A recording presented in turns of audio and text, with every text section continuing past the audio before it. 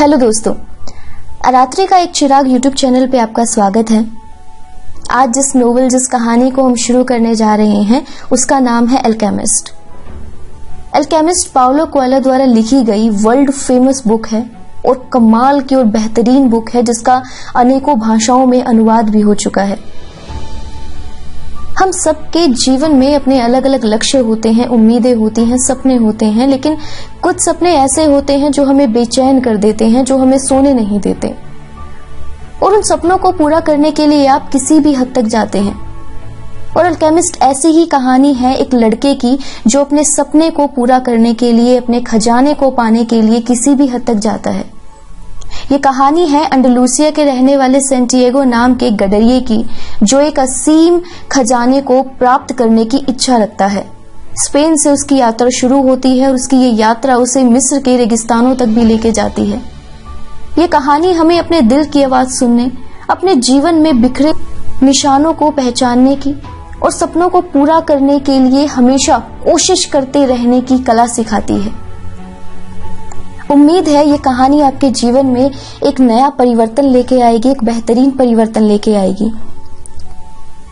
Alchemist का वैसे तो सटीक हिंदी अनुवाद होता है किमियागर, यानी साधारण धातुओं को सोने में बदलने की कला को जानने वाला। चूंकि किमियागर आम बोलचाल भाषा का शब्द नहीं है, इसलिए हमने यहाँ इस ऑडियो बुक में इसे अल्केमिस्ट ही रखा है। तो चलिए शुरू करते हैं हमारी कहानी अल्केमिस्ट। लड़के का नाम था सेंटियागो। भेड़ों के झुंड को हाँकते हाँकते शाम का झुटपुटा हो चला था। वह अभी सुनसान वीरान गिरजाघर तक ही पहुंचा था जिसकी छत न जाने कब की गिर चुकी थी। हाँ, वहां एक कूलर का पेड़ जरूर था। उसने सोचा आज की रात यहीं बिताई जाए। अहाते में लगे टूटे फूटे दरवाजे से उसने सारी भेड़ों को अंदर कर दिया। दरवाजे पर लकड़ियों की बाड़ लगा दी ताकि रात को भेड़े बाहर ना निकल सकें। वैसे आसपास भेड़ियों का डर तो ना था, पर पिछली बार एक भेड़ ऐसे ही रात को बाहर निकल गई और उसका सारा दिन उस भेड़ को ढूंढने में चला गया था। उसने अपनी जैकेट से फर्श को साफ किया और अभी अभी पढ़कर खत्म की हुई किताब का सिरहाना बनाया और लेट गया। उसने अपने आप से कहा, अब से मैं मोटी मोटी किताबें पढ़ूंगा, पढ़ने में ज्यादा वक्त भी लगेगा और तकिया भी अच्छा बनेगा। पैर फटने से पहले ही उसकी आंख खुल गई। आधी टूटी छत से वह आकाश में झिलमिलाते तारे देख सकता था। आज भी उसने वही सपना दोबारा देखा जो उसे पिछले हफ्ते दिखाई दिया था।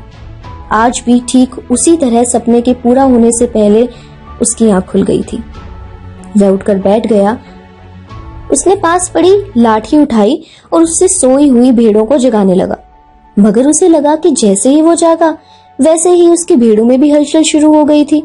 मानो कोई ऐसी रहस्यमय शक्ति थी जिसने उसके जीवन को उन भेड़ों के साथ जोड़ रखा था। पिछले 2 सालों से पानी और चारे की तलाश में वह उन भेड़ों को एक देहात से दूसरे देहात तक हाँकता रहा है। उसने सोचा, लगता है इन भेड़ों को भी मेरी आदत से हो गई है और वे खूब अच्छी तरह से समझ गई हैं कि मैं कब क्या करता हूँ। इस बारे में एक पल सोचने पर उसे लगा कि शायद उसका उल्टा ही ठीक था, कि शायद वह ही अपनी भेड़ों की दिनचर्या का अभ्यस्त हो गया था। पर उन भेड़ों में से कुछ ऐसी भी थी जिन्हें उठकर खड़े होने में थोड़ा वक्त लगा। ऐसी हर एक भेड़ का नाम ले लेकर उसने अपनी लाठी से खींचा।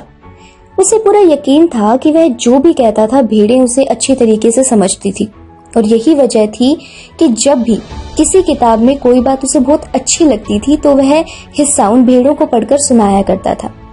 एक गडरिये के अकेलेपन और घुमक्कड़ जीवन की खुशियां उनसे बांटी थी। गांव देहात से गुजरते हुए जो उसने देखा था वह उस पर टीका टिप्पणी भी किया करता था। मगर पिछले कुछ दिनों से वह अपनी भेड़ों से एक ही बात के बारे में बता रहा था, उस लड़की के बारे में जो गांव के व्यापारी की बेटी थी और जहां वे अगले 4 दिनों में पहुंचने वाले थे। वह अब तक उस गांव में एक ही बार गया था, वो भी पिछले साल। किसी दोस्त ने उसे बजाज की इस दुकान के बारे में बताया था। गडरिया अपनी भेड़ों को लेकर वहां पहुंच गया था। मैं भेड़ों का ऊन बेचना चाहता हूँ, उसने दुकानदार से कहा। वह व्यापारी धोखाधड़ी से बचने के लिए ऊन अपने सामने ही कतरवाता था। फिलहाल वह व्यस्त था। उसने गडरिये से दोपहर तक इंतजार करने को कहा। वो दुकान की सीढ़ियों पर ही बैठ गया, झोले से एक किताब निकाली और पढ़ने लगा। मुझे नहीं मालूम था गडरिये पढ़ना भी जानते हैं। पीछे से एक लड़की की आवाज आई। उसने पलटकर देखा।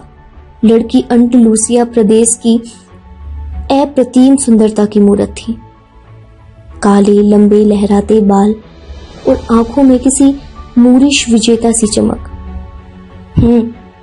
वैसे मैं किताबों के बजाय अपनी भेड़ों से ज्यादा सीखता हूँ, उसने जवाब दिया। और फिर वे दोनों करीब 2 घंटों तक बातें करते रहे। इस दौरान लड़की ने बताया कि वह उसी व्यापारी की बेटी है। उसने गांव के जीवन के बारे में भी बात की, जहां हर दिन एक जैसा ही था। गडरिये ने उसे अंडलूसिया प्रदेश की खूबसूरती के बारे में बताया और दूसरे शहरों के बारे में भी, जहां जहां वह रुका था। अब तक वह ऐसी सारी बातें अपनी भेड़ों से किया करता था, मगर अब उस लड़की को वो सब बताना उसे बहुत अलग भी लगा और अच्छा भी। तुमने पढ़ना कहाँ से सीखा? लड़की ने पूछा। जैसे हर कोई सीखता है, स्कूल में। अच्छा, अगर तुम्हें पढ़ना आता है तो तुम केवल गडरिये ही क्यों बन गए? लड़का कुछ बुदबुदाया, जैसे वह सवाल का जवाब टाल रहा हो। मैं जानता था कि लड़की इस बात को नहीं समझ पाएगी, शायद कभी नहीं। बात बदलते हुए उसने अपनी यात्राओं की कहानियां उस लड़की को सुनाई, जिन्हें सुनकर उसकी मूरिश आंखें विस्मय और भय से भर गईं। बातों का सिलसिला जारी था और समय भी बड़ी तेजी से बीत रहा था। जैसे जैसे समय बीता, लड़के ने अपने आप को चाहते हुए पाया कि काश यह दिन कभी ना बीते, कि काश उसका व्यापारी बाप उसी तरह व्यस्त रहे, केवल दोपहर तक ही नहीं बल्कि अगले 3 दिनों तक। एकाएक उसे लगा कि उसके भीतर कुछ ऐसा हो रहा है जो उसने आज तक कभी अनुभव नहीं किया था। उसका मन हुआ कि अब वह दर बदर घूमने की बजाय एक ही जगह टिक जाए। काले लहराते बालों वाली इस लड़की के साथ उसके दिन ही बदल जाएंगे। तभी व्यापारी वहां आ पहुंचा और उसने गडरिये से 4 भेड़ों की ऊन कतरने के लिए कहा। ऊन कतरने के बाद व्यापारी ने उसे कीमत चुकाई और अगले साल फिर आने को कहा।